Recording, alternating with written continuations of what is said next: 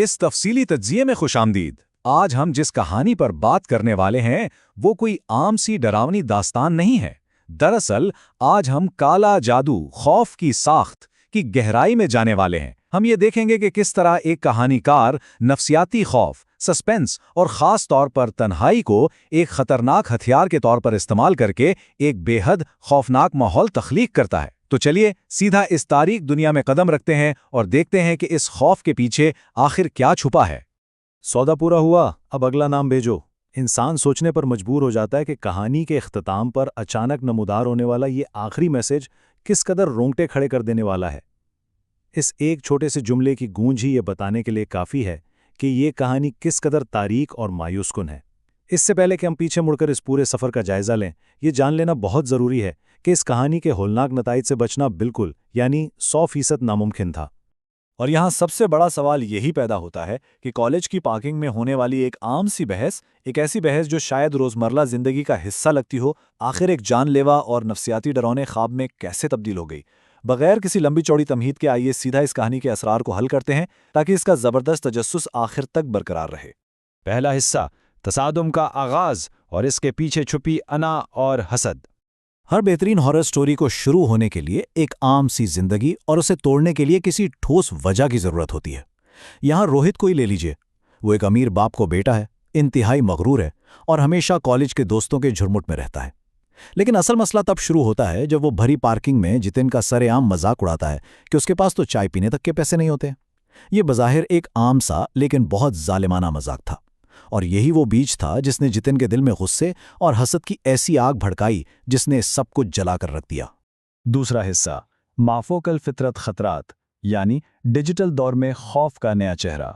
यहाँ सबसे हैरानकुन बात यह है कि ये पुरासरार ताकत पुराने तरीकों के बजाय बराए रास्त टेक्नोलॉजी का सहारा लेती है। जितिन को एक नामालूम नंबर से टेक्स्ट मैसेज आता है जिसमें 100% हल का दावा किया जाता है, और फिर रोहित के साथ होने वाली इसकी लड़ाई की वीडियो फेसबुक पर वायरल कर दी जाती है। कहानीकार ने टेक्नोलॉजी का इस्तेमाल करके इस माफूकुल फितरत खतरे को बहुत फौरी, हकीकी और जितिन की टूटी हुई आना के ऐन मुताबिक बना दिया है। ये अब कोई पुरानी कहानी नहीं रही, बल्कि एक टारगेटेड नफ्सियाती वार बन चुका है। तीसरा हिस्सा, तन्हाई की ताकत और दिफाई हिसार का खात्मा। यहाँ थोड़ा गौर करने की जरूरत है, क्योंकि इस कहानी में तन्हाई महज एक माहौल का नाम नहीं, बल्कि खुद एक जिंदा, जागता और रेंगता हुआ दुश्मन है। यहाँ बड़ी शानदार महारत से दिखाया गया है कि रोहित को किस तरह मुनज़्ज़म अंदाज में उसके तमाम सहारों से महरूम किया जाता है।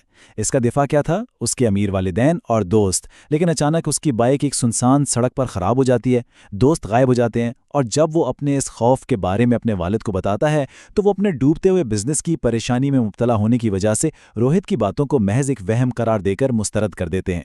रोहित अब मुकम्मल तौर पर तन्हा है, और इस तन्हाई के बढ़ने के साथ साथ कुछ मखसूस और क्लिनिकल मराहिल हैं जो जितिन को बताए जाते हैं, जैसे रोहित की तस्वीर को काले कपड़े में लपेटना, वो दर्दनाक बददुआ देना कि जो दर्द तूने दिया वो अब तू भुगत, और फिर आधी रात को चौराहे पर दिया रखना। कहानीकार ने इन तफसीली शराइत के जरिए एक बेहद तारीख दुनिया तख्लीक की है। ये वो सख्त उसूल हैं जो जितिन को उसके अंधे फैसले में पूरी तरह कैद कर देते हैं। चौथा हिस्सा, बढ़ता हुआ नफ्सियाती तनाव यानी वहम और खौफ का तज्जिया। जैसे जैसे रोहित की तन्हाई बढ़ती है, कहानी मजीद तारीख होती चली जाती है। खौफ के इस सफ़र की टाइमलाइन बिल्कुल वाज़ेह है।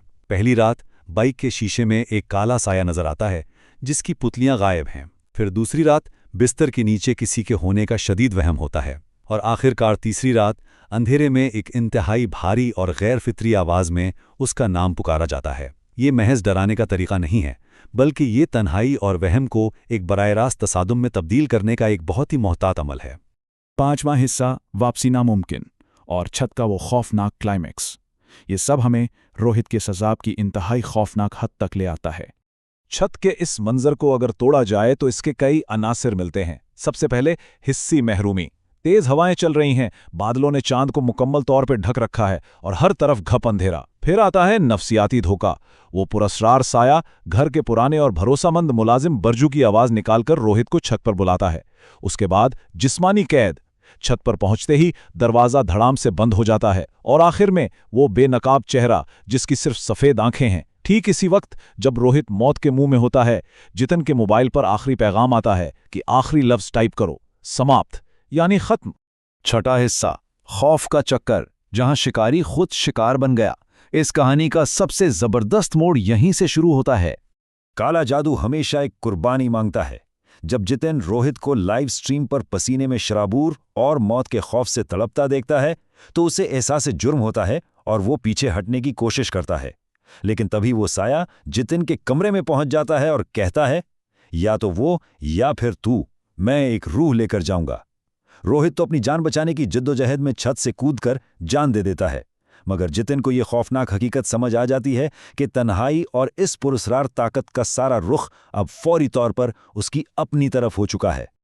और इसी को हम मुकाफाते अमल कहते हैं, यानी बुरे आमाल का पलटकर वापस आना, और वो भी माफौकुल फितरत तरीके से। कहानी का हतमी नतीजा उस वक्त सामने आता है जब जतन सदमे की हालत में अकेला बैठा होता है और उसे एक बार फिर मैसेज आता है, सौदा पूरा हुआ, अब अगला नाम भेजो।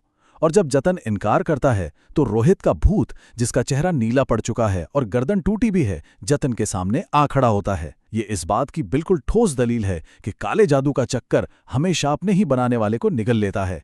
तो इस पूरे तज्जिए के बाद हम इस आखिरी और सोचने पर मजबूर कर देने वाले सवाल पर पहुंचते हैं। हमने देखा कि किस तरह इस कहानी ने तन्हाई को इंसान के अंदर खौफ पैदा करने के लिए एक इंतहाई ताकतवर हथियार के तौर पर इस्तेमाल किया। तो जरा सोचिए, अगर वाकई तन्हाई इंसानी जहन को इतना कमजोर और खौफ का शिकार बना सकती है, तो जब हम अंधेरे में बिल्कुल अकेले होते हैं तो हम में से वाकई कौन महफूज है? इस खूनी खेल और इसके तारीक अंजाम ने यकीनन एक ऐसा खौफ छोड़ा है जो आसानी से किसी के भी जहन से नहीं निकलेगा।